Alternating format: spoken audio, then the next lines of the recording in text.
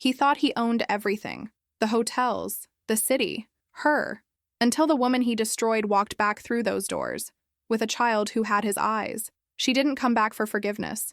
She came back with the police, with proof, with a son.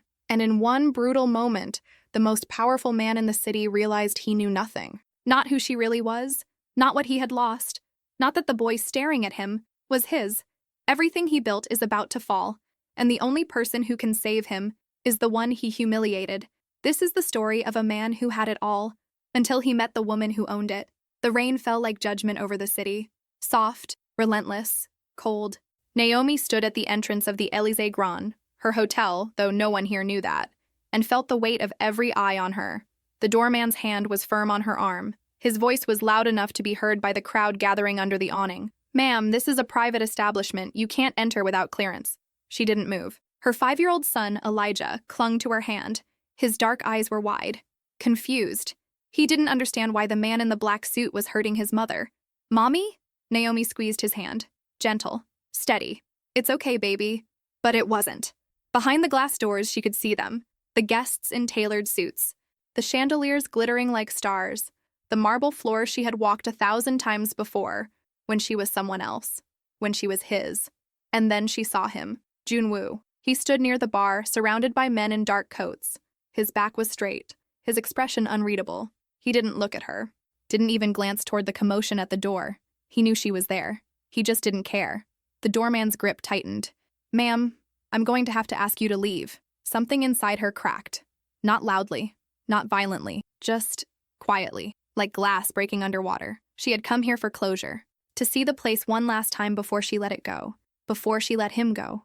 But now, standing in the rain with her son's small hand in hers and a stranger's fingers bruising her arm, she realized something. She had never needed his permission. She pulled her arm free, smooth, calm. "Call the police," she said. The doorman blinked. "Excuse me?" "Yeah, call them." Her voice was soft, deadly. "Tell them the owner of this hotel is being denied entry." His face went blank. Behind him, the murmurs began. "Owner?" Naomi didn't wait for him to move. She took out her phone and dialed. "Yes, I need officers at the Élysée Grand, 5th Avenue. There's been a misunderstanding." Her eyes lifted. Through the glass, Junwoo was watching now. His jaw was tight, his hand frozen mid-reach for his drink. For the first time in 6 years, he looked at her. Really looked. And for the first time in 6 years, she didn't look away. Inside, the world felt smaller. Junwoo's pulse was a slow, heavy drumbeat in his chest. He had seen her. Naomi. After all this time, she looked different. Older. Stronger. Her hair was longer, pulled back in a way that framed her face like a portrait. She wore a simple coat, nothing extravagant, but she carried herself like royalty. And the boy. The boy with the wide eyes and the small hand clutching hers. Junwoo's throat tightened. "Boss?" His second-in-command, Min-jun, stood beside him, his voice low and cautious. "Do you know her?" Junwoo didn't answer. He couldn't, because the truth was too complicated, too buried. Yes, he knew her. He had loved her once. In the only way a man like him could love, quietly, possessively, and without ever saying the words. She had been his escape, his secret, the one soft thing in a life built on violence and control. And then she had disappeared. No note, no explanation, just gone. He had told himself it was better that way, cleaner, safer. But now, standing here with his empire around him and her on the other side of the glass, he realized he had lied. To himself, to her, to everyone. "She said she's the owner," Min-jun murmured, his tone edged with disbelief. Junwoo's eyes narrowed. That's impossible. But even as he said it, doubt crept in. The hotel had been purchased through a shell company 2 years ago. Anonymous. Untraceable. He had assumed it was a rival, a competitor. But what if... The doors opened. 2 police officers stepped inside, their uniforms crisp and official. Behind them, Naomi walked in with the boy. She didn't hurry, didn't hesitate. She moved through the lobby like she owned it. Because she did. Junwoo's world tilted. The officer spoke to the manager first. Quiet, professional. Then the manager's face went pale. He turned to Naomi, stammering. "Ms. Laurent, I had no idea." "It's fine," Naomi said, her voice calm. "I don't make a habit of announcing myself." She glanced at the doorman, who looked like he wanted to disappear into the floor. "You were doing your job. But next time, check the registry before you lay hands on someone." The officer nodded to her, tipping his cap. "Ma'am, They left. The silence that followed was deafening. Naomi's eyes swept the room, and then they landed on him. Junwoo, the man who had owned her heart, who had kept her hidden like a shameful secret, who had never once asked her to stay. He stood there frozen, his face unreadable, but his eyes betrayed him. Shock, confusion, something that looked almost like fear. Naomi took a step forward, and then another. The crowd parted. She stopped 3 feet away from him, close enough to see the slight tremor in his hand, close enough to hear the breath he didn't take. "Hello, Junwoo." Her voice was steady, soft. It cut deeper than any blade. He opened his mouth, closed it, tried again. Naomi, just her name, nothing else. Because what else could he say? She smiled. It didn't reach her eyes. "I thought I'd stop by, see how the hotel was doing." She paused. "It's mine, you know." His jaw tightened. "Since when?" 2 years. She tilted her head. Surprised? He was, more than he could ever admit. "Why didn't you tell me?" Her smile faded. "You never asked." The words hung in the air like smoke. And then the boy, Elijah, tugged on her hand. "Mommy, can we go now?" Junwoo's gaze dropped. To the boy. To his face. And his entire world stopped. The eyes. Dark, sharp, unmistakable. His eyes. Naomi saw the realization hit him, saw the color drain from his face, saw the man who controlled an empire falter for the first time in his life. "Naomi." His voice was a whisper, a prayer, a plea. She didn't answer. She just turned, taking Elijah's hand, and walked away, leaving Junwoo standing in the center of his kingdom, alone, for the first time, powerless. Junwoo didn't sleep that night. He sat in his penthouse, the city spread out beneath him like a kingdom he no longer recognized. The glass of whiskey in his hand had gone warm, untouched. His mind kept replaying the moment. The boy, Elijah, his son. The word felt foreign, dangerous, impossible. He had spent his entire life building walls, between himself and his enemies, between himself and weakness, between himself and love. But now, those walls were crumbling, because somewhere in this city, Naomi was putting that boy to bed, tucking him in, whispering goodnight, and Junwoo had no right to be there. He had given that up 6 years ago, when he let her go, when he convinced himself it was safer for her to disappear than to stay in his world. He had told himself it was noble, a sacrifice. But sitting here now, alone in the dark, he realized the truth. He had been a coward. Naomi stood by the window of her apartment, watching the city lights flicker in the distance. Elijah was asleep, finally. He had asked questions all night. "Who was that man, Mommy? Why did he look at me like that? Does he know us?" She had answered with half-truths and gentle redirections. Because how do you tell a 5-year-old that the man who stared at him like he'd seen a ghost is his father? How do you explain that the reason they've been alone all this time is because she chose it? Because loving Junwoo had been like holding fire. Beautiful, consuming, destructive. She had left before it burned her alive. But now, standing here with the weight of the day pressing down on her, she wondered if she had made the right choice. Not for herself, for Elijah. Because no matter how much she wanted to protect him, she couldn't erase the truth. Junwoo was his father. And sooner or later, Elijah would want to know him. The thought terrified her. The next morning, Junwoo walked into the Élysée Grand like he owned it. Because in his mind, he still did. The staff stiffened when they saw him. Whispers followed him through the lobby. He ignored them all. He went straight to the executive office on the top floor. The door was open. Naomi sat behind the desk, reviewing contracts. She didn't look up when he entered. "You're trespassing," she said calmly. "I need to talk to you." "No, you don't." Her tone was cool, detached. It was worse than anger. Junwoo stepped inside and closed the door. "Naomi, leave, Junwoo." "I can't." She finally looked up. Her eyes were steady, unreadable. Why not? Because of him. The air between them shifted. Naomi set down her pen, slowly. "His name is Elijah." "I know. Do you?" She leaned back in her chair. "Do you know his favorite color? His favorite food? What he's afraid of? What makes him laugh?" Junwoo's jaw tightened. "No. Then you don't know him." The words were a knife, precise, lethal. He deserved them. "I want to," he said quietly. Naomi's expression didn't change. "You had 6 years to want that." "I didn't know. Because you didn't ask." She stood gathering her things. "I'm done with this conversation." "Naomi, don't." She held up a hand. "Don't come here pretending you care now. Don't act like you have a right to him just because you share DNA. He's my son. He's my son." Her voice didn't rise, didn't break. "I carried him. I raised him. I protected him from the world you live in. You don't get to walk in now and claim him because it's convenient." Junwoo's chest tightened. "It's not about convenience." "Then what is it about?" He didn't have an answer. Not one she would believe. Naomi shook her head, moving past him toward the door. "Stay away from us, Junwoo, please." She left. And once again, he stood alone. But this time, the silence felt different. It felt like regret. For 3 days, Junwoo tried to stay away. He buried himself in work, in meetings, in the endless machinery of his empire.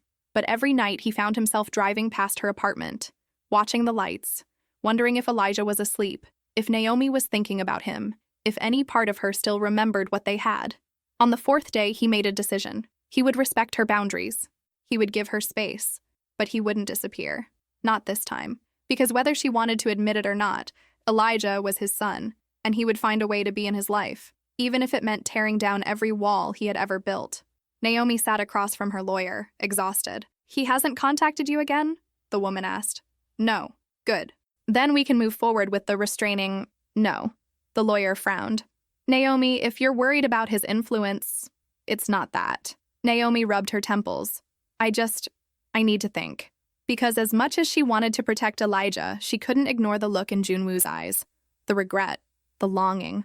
The man she had loved was still in there, buried beneath years of power and pride. And part of her, the part she hated, wanted to believe he could change, that he could be the father Elijah deserved. But the other part of her knew the truth. Men like Junwoo didn't change. They just learned to hide their darkness better. That night, Naomi found an envelope slipped under her door. No name, no return address.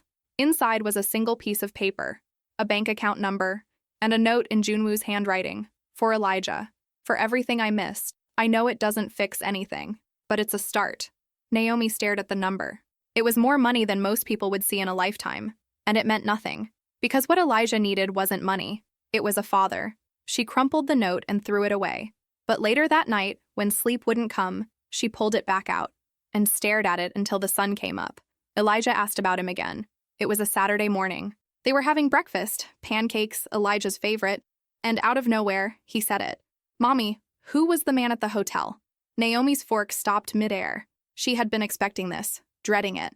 But now that the moment was here, she didn't know what to say. "Just someone I used to know." Elijah tilted his head, the way he always did when he didn't believe her. "He looked like me." Naomi's breath caught. "What?" His eyes. They looked like mine. She set down her fork. Slowly. "Elijah, is he my dad?" The question hung in the air, heavy, unavoidable. Naomi wanted to lie, to protect him a little longer. But when she looked into her son's eyes, those dark, intelligent eyes that saw too much, she knew she couldn't. "Yes," she said softly, "he is." Elijah didn't react the way she expected. He didn't cry, didn't get angry. He just nodded, like he had known all along. "Why doesn't he live with us?" Naomi's chest tightened. "Because it's complicated, baby. Does he know about me?" "He does now." Elijah was quiet for a long moment. Then he asked the question that broke her. "Does he want to meet me?" Naomi closed her eyes. "I don't know." But she did. She knew, because she had seen the look on Junwoo's face. The desperation, the longing. He wanted to know his son. He just didn't know how. And neither did she. Junwoo stood in the rain outside Naomi's building. He had been there for an hour, waiting. He didn't know what for. Permission, maybe. Or forgiveness. Or just a sign that he wasn't too late. The door opened. Naomi stepped out, umbrella in hand. She saw him immediately. Her expression didn't change. She walked toward him, slow and deliberate. When she stopped, they were close enough to touch. But neither of them moved. "What are you doing here?" she asked. "I needed to see you." "Why?" "Because I can't stop thinking about him." Her jaw tightened. "His name is Elijah." "I know." Junwoo's voice was rough, raw. "I know his name. I know he's 5. I know he's smart and brave, and he has your smile." Naomi's breath hitched. "How do you—" "I've been watching." He didn't apologize for it. "From a distance, I needed to see him, to know he's okay. He's more than okay." Her voice was fierce. "He's happy, safe, loved." "I know." "Then why are you here?" "Because I want to be part of that." The rain fell harder. Naomi shook her head. "You can't just decide that, Junwoo. You can't walk into his life because you feel guilty. It's not guilt." "Then what is it?" He looked at her. Really looked. "It's regret.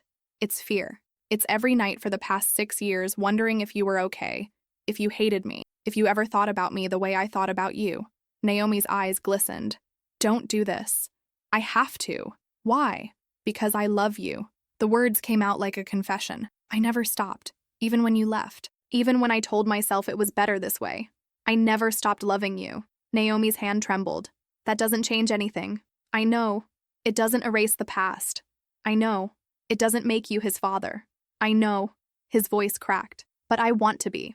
I want to try. Please, Naomi, let me try. She stared at him. This man who had once been her everything, who had broken her without even realizing it, who was standing in the rain begging for a chance he didn't deserve.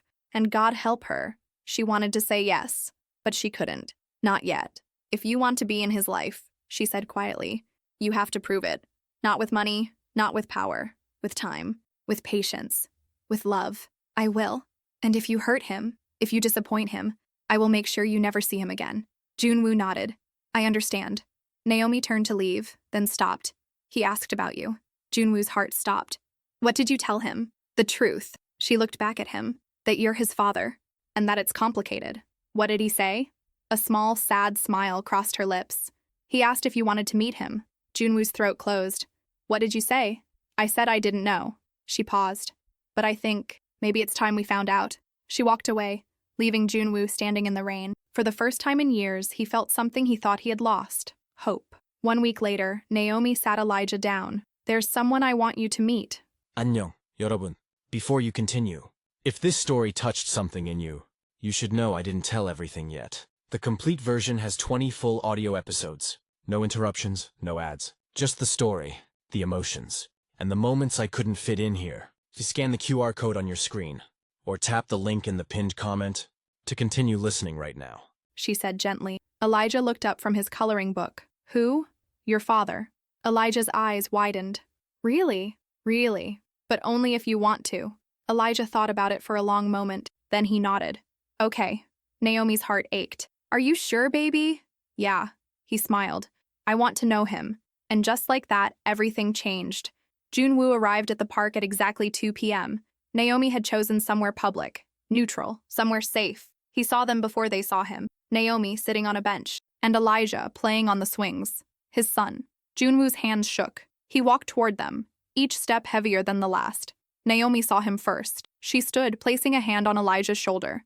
Elijah, honey, he's here. Elijah turned, and for the first time, father and son stood face to face. Junwoo knelt down, making himself small, less intimidating. Hi, he said softly. Elijah stared at him, then smiled. Hi. And in that moment, Junwoo knew. This was where his real empire began. The first meeting was awkward. Elijah sat on the park bench between them, swinging his legs. Naomi's hand rested protectively on his shoulder.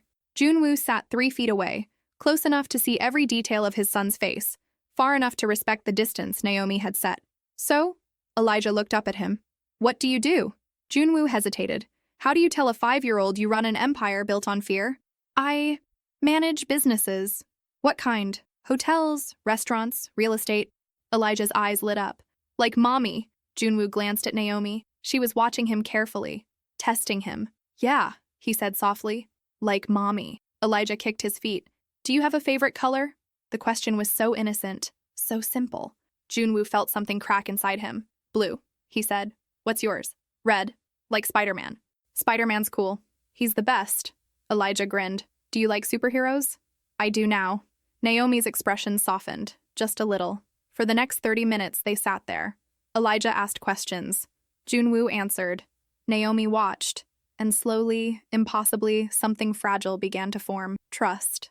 When it was time to go, Elijah hugged Naomi tight. Then he looked at Junwoo. Will you come back? Junwoo's throat closed. If your mom says it's okay. Elijah turned to Naomi with those big, pleading eyes. She sighed. We'll see. Elijah smiled, and Junwoo realized he would do anything, give up anything, to see that smile again. The visits became regular. Once a week. Always supervised. Always in public. Junwoo learned things. Elijah loved dinosaurs, hated broccoli, could recite every line from The Lion King. He was smart, curious, fearless, just like his mother. But there were moments, small, fleeting moments, when Junwoo saw himself. In the way Elijah studied people, calculated, observed, in the quiet intensity behind his eyes.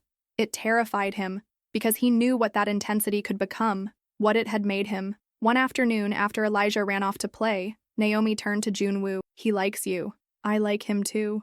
That's not enough. Junwoo looked at her. What do you want from me, Naomi? I want you to be consistent.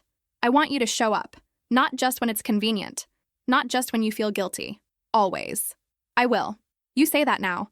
But what happens when your world crashes into ours? When someone finds out about him? When he becomes a target?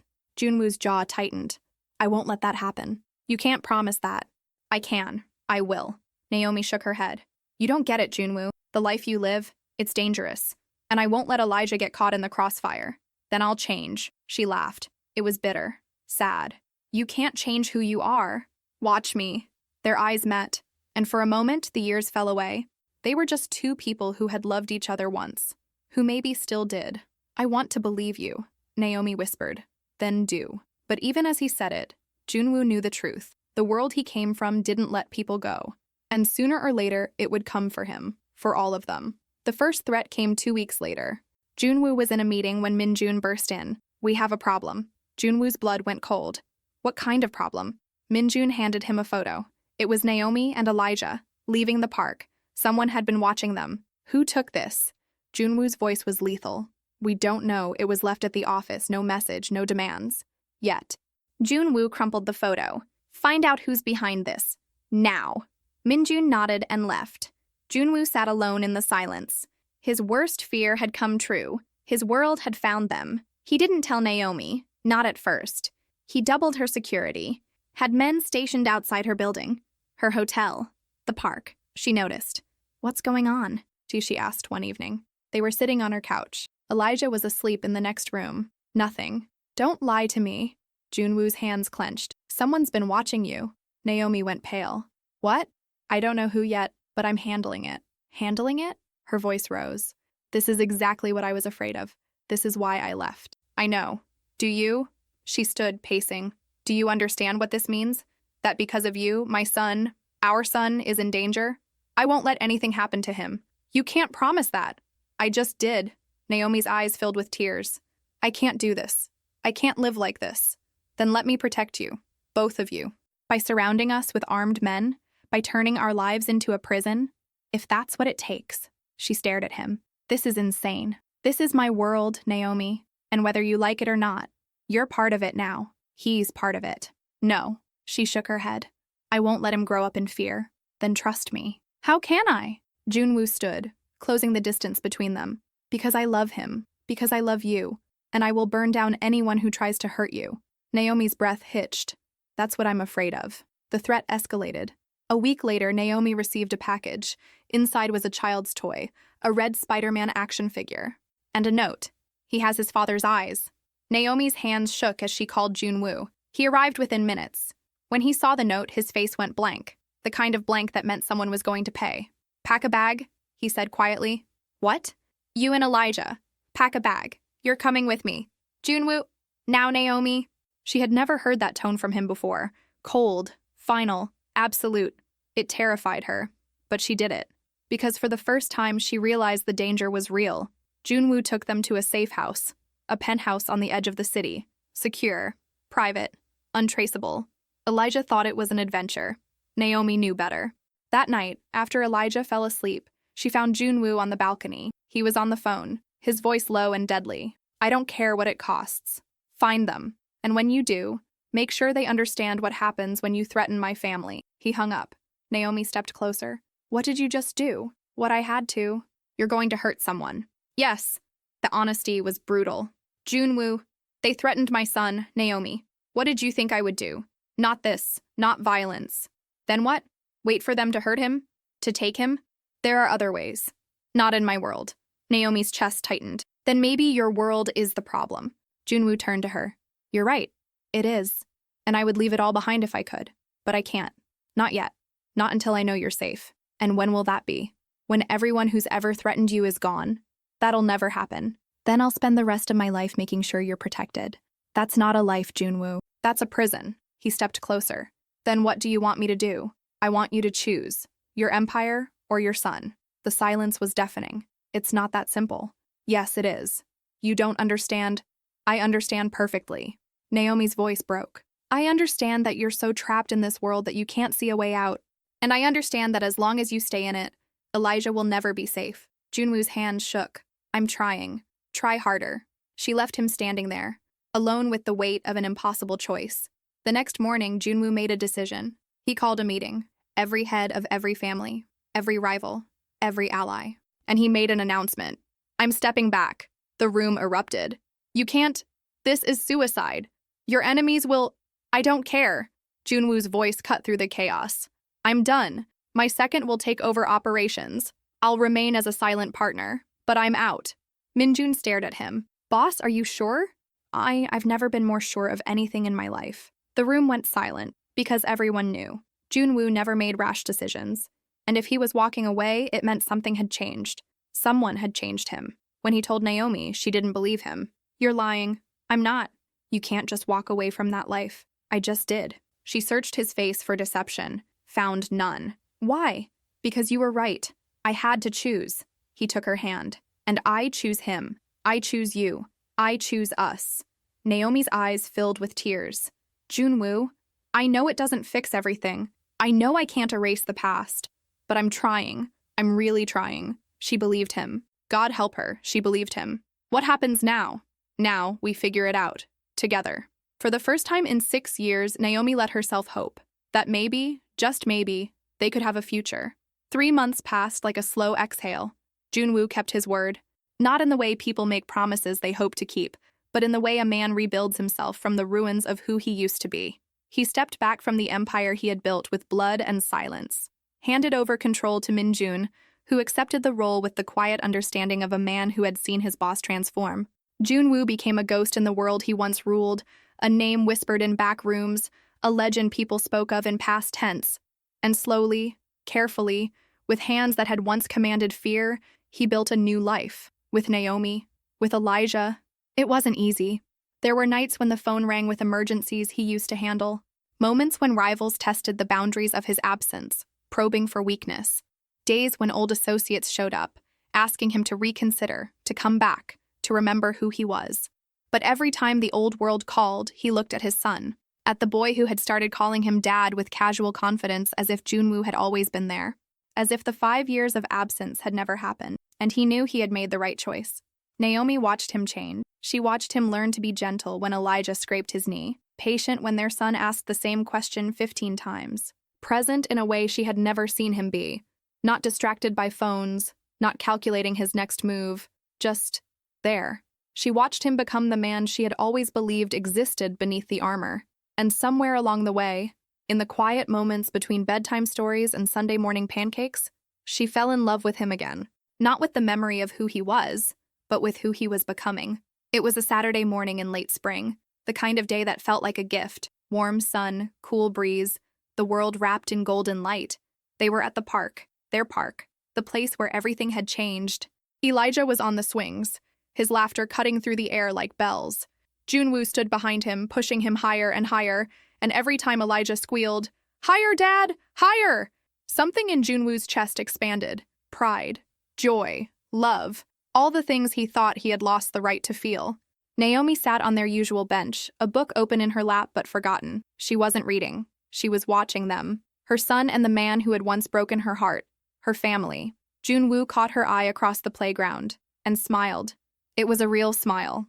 Not the controlled mask he wore for the world, all calculated charm and strategic warmth. Just happiness, unguarded. Naomi's breath caught.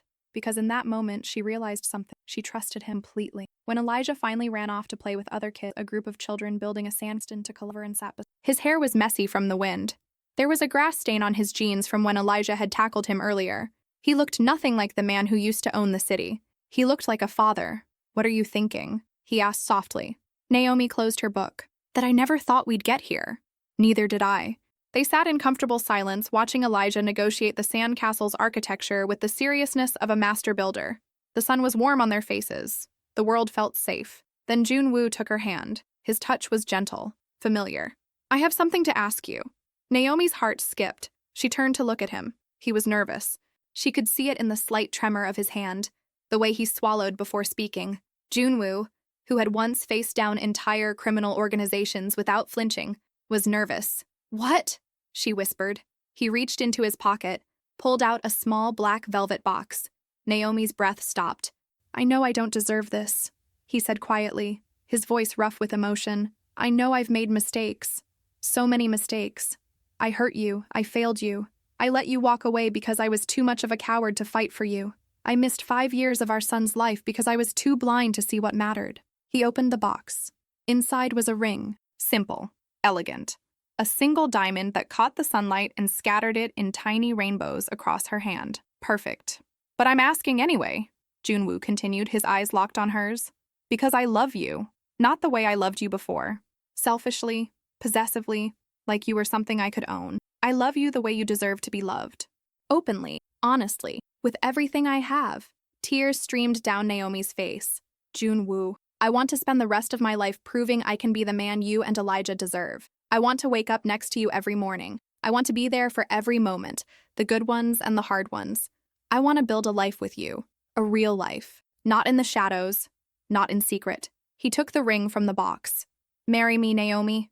The world seemed to hold its breath. Naomi looked at the ring, then at him, then across the playground, where Elijah was laughing, covered in sand, completely unaware that his entire world was about to change.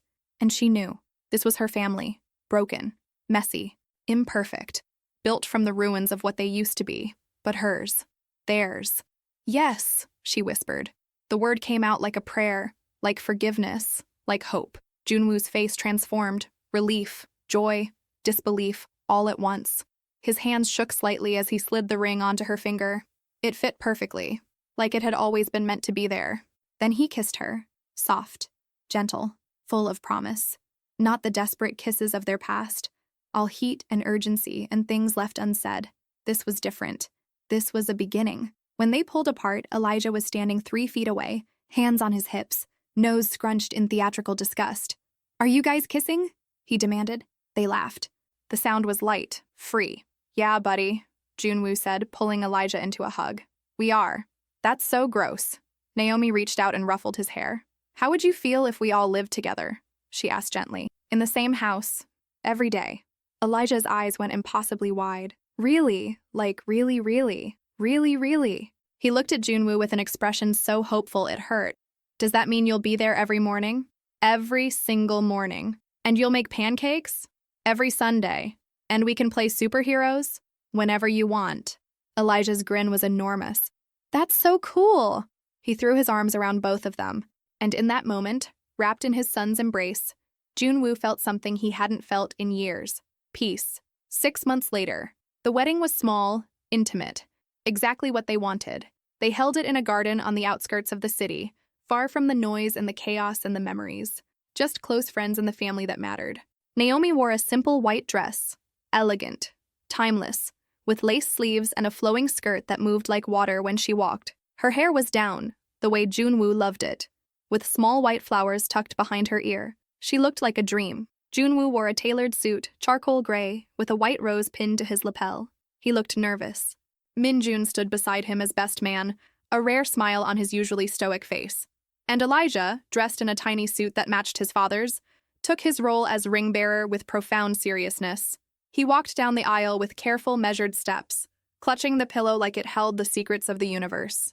When he reached the altar, he whispered loudly, "I didn't drop them!" The guests laughed. Junwoo's heart swelled. Then the music changed, and Naomi appeared. Time stopped. She walked down the aisle alone, no one to give her away because she belonged to herself, and with every step, Junwoo felt his past falling away.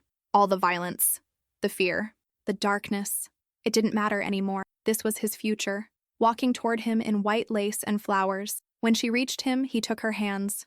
They were shaking, both of them. The officiant spoke, but Junwoo barely heard the words. He was too focused on Naomi, on the tears in her eyes, on the smile that said, "I choose you." When it came time for vows, Junwoo's voice was steady.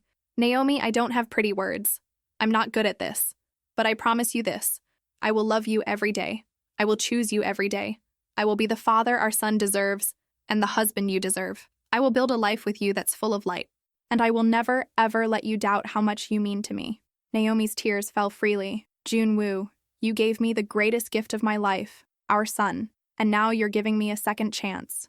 A chance to believe in us again. I promise to stand beside you, to build this life with you, to love you, not for who you were, but for who you are, and who we're becoming together."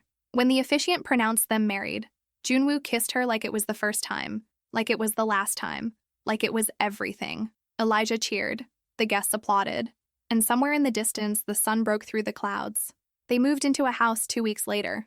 A real house. Not a penthouse. Not a fortress. Just a home. It was outside the city, nestled in a quiet neighborhood with tree-lined streets and kids playing in yards. It had 3 bedrooms, a big kitchen with windows that let in the morning light, and a backyard with a garden and space for Elijah to run. It was perfect.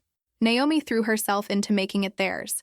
She hung photos on the walls, pictures of the 3 of them at the park, at the beach, at Elijah's 6th birthday party. She planted flowers in the garden. She filled the house with warmth and life. Junwoo built Elijah a tree house. It took him 3 weeks and resulted in 2 splinters, 1 hammer incident, and countless moments of Elijah supervising from below.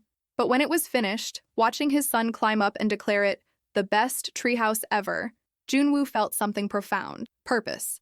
Naomi reopened her hotel business with renewed energy. She expanded, opened 2 new properties, and built a reputation for excellence that had nothing to do with her past and everything to do with her vision. She thrived. Junwoo invested in legitimate ventures, real estate development, tech startups, clean businesses that he could be proud of. He used the skills he had learned in the shadows: strategy, negotiation, reading people, but for something good. He built an empire of a different kind, one that didn't require blood, and Elijah grew. Smart, curious, happy, secure in the knowledge that he was loved. Every night, Junwoo tucked him in, read him stories about superheroes and dinosaurs and faraway kingdoms, answered his impossible questions. Why is the sky blue? Where do dreams come from? Do you think robots will take over the world? And every night, before turning off the light, Junwoo whispered the same thing: I love you, buddy. And Elijah, half asleep, always whispered back, Love you too, Dad. Those words, simple, ordinary, perfect, were worth more than any empire. One evening, 3 months after the wedding, Naomi and Junwoo sat on the porch. Elijah was asleep inside, exhausted from a day of running through sprinklers and building elaborate Lego cities. The stars were out. The night was quiet, peaceful. Naomi leaned against Junwoo's shoulder. Do you ever miss it? She asked softly. Junwoo was quiet for a moment, really thinking. Miss what? The power, the control, the way people used to look at you. He considered the question. A year ago, the answer would have been yes. Even 6 months ago, maybe. But now, no, he said honestly. I don't. Naomi lifted her head to look at him. Really? Really? He pulled her closer. I have everything I need right here. You, Elijah, this life. Why would I miss the things that kept me from having this? It must have been hard, giving up that much power. It was. He didn't lie to her. Never again. But you want to know what's harder? Living without you. Missing Elijah's childhood. Being the kind of man who has everything except the things that matter. Naomi's eyes glistened. I'm proud of you. The words hit him harder than he expected. Yeah? Yeah. She kissed him softly. You did something most men in your position could never do. You changed. You chose love over power. That takes courage. Junwoo didn't know what to say, so he just held her. They sat in silence, wrapped in each other, watching the stars, content, happy, free. For the first time in his life, Junwoo felt like he was exactly where he was supposed to be. But peace, as they say, never lasts forever. Late that night, after Naomi had gone to bed, Junwoo's phone buzzed. He was in the kitchen, cleaning up the remnants of dinner. The screen lit up with a message from Minjun. We need to talk. It's urgent. Junwoo frowned. He hadn't heard from Minjun in months, by design. He had stepped away completely. Minjun understood that, respected it. For him to reach out now, something was wrong. Junwoo stepped outside into the cool night air and dialed. Minjun answered on the first ring. Boss, don't call me that anymore. What's going on? We have a problem. Minjun's voice was tight, controlled, the way it got when things were bad. Junwoo's chest tightened. What kind of problem? The kind that doesn't go away when you ignore it. Minjun paused. Remember the people who threatened Naomi and Elijah? The ones who sent the photos? Of course I remember. How could he forget? That threat had been the catalyst for everything, for his decision to leave, for his transformation. They're back, Minjun said grimly. And this time, they're not just watching. Junwoo's blood ran cold. What do you mean? I mean they know where you live. They know about the wedding. They know you have a son. They know everything, boss. And they're not hiding anymore. Who are they? Did you find out? Minjun's silence was heavy. Dangerous. That's the problem. What do you mean that's the problem? They're not rivals. They're not enemies from outside. They're not even people looking for money or power. Junwoo's grip tightened on the phone. Then who the hell are they? If you made it to the end, you already understand this isn't just another story. What you watched here is only a fragment. The full experience lives in 20 complete audio episodes, carefully told, with every detail, every emotion, every turning point. There are no ads, no interruptions, and nothing was removed like it is on YouTube. You can listen anytime on your phone with total privacy, inside the members-only area. Scan the QR code on your screen now, or tap the link in the pinned comment to unlock the full story and continue listening immediately. Family. The word hit him like a physical blow. What? Your cousin, Jinho. Minjun's voice was grave. He's been building power while you were gone, consolidating, making alliances, taking over territories you left behind. And now he's strong enough to make a move. Junwoo's mind raced. Jinho, his father's brother's son, ambitious, ruthless, always resentful that Junwoo had inherited the empire instead of him. He wants what I had, Junwoo said slowly. It's more than that. Minjun's voice dropped. He doesn't just want your empire, boss. He wants revenge. For what? For you walking away? For choosing them over the family? For making the rest of them look weak? Minjun paused. He's been telling everyone that you betrayed the family, that you chose an outsider and a bastard child over your blood. Junwoo's vision went red. Watch your mouth. I'm telling you what he's saying, not what I believe. Minjun's tone was sharp. But that's the narrative he's building, and people are listening. He's painting you as a traitor, as weak, and he's using it to take everything you left behind. I don't care about what I left behind. I know, but he does. And he's not content with just taking your empire. Minjun's voice went cold. He's coming for you, for your family. He wants to prove that leaving was the biggest mistake you ever made, that love makes you vulnerable, that you're nothing without power. The line crackled with static. When? Junwoo's voice was deadly calm. Soon. He's been making moves, testing defenses, gathering information. I've had men watching him, but he knows. He's playing a game, boss, and he's very good at it. Junwoo closed his eyes. He had known this moment might come. Deep down, he had always known. You don't walk away from that life and expect it to let you go peacefully. There's always a price. What do you need from me? Junwoo asked quietly. I need you to be ready. I need you to protect your family, and I need you to understand. Minjun hesitated. This isn't going to end with negotiations. Jinho doesn't want peace. He wants blood. The line went dead. Junwoo stood frozen in the darkness of his backyard. The house behind him glowed with warm light. Through the window, he could see into the living room. Naomi's book on the coffee table. Elijah's toys scattered across the floor. The family photos on the wall. The life they had built. Beautiful, fragile, precious. And now it was in danger. He turned back to look at the stars. They seemed colder now, more distant. The peace he had found, the happiness, the normalcy, the quiet joy of being a husband and father, it had all been borrowed time, a temporary gift. And now the bill was coming due. Junwoo stood there for a long time, torn between two worlds. The man he used to be, the one who would have already made a dozen calls, mobilized an army, struck first and asked questions never. And the man he had become, the one who read bedtime stories and built tree houses and promised his son that he would always be there. Those two men couldn't coexist. One of them had to die. The question was, which one? Inside, he heard Naomi moving around, getting ready for bed, humming softly. Safe, for now. But Jinho was coming, and Junwoo knew the truth that he didn't want to face. The war wasn't over. It was just beginning. And this time, he wasn't just fighting for power or territory or pride.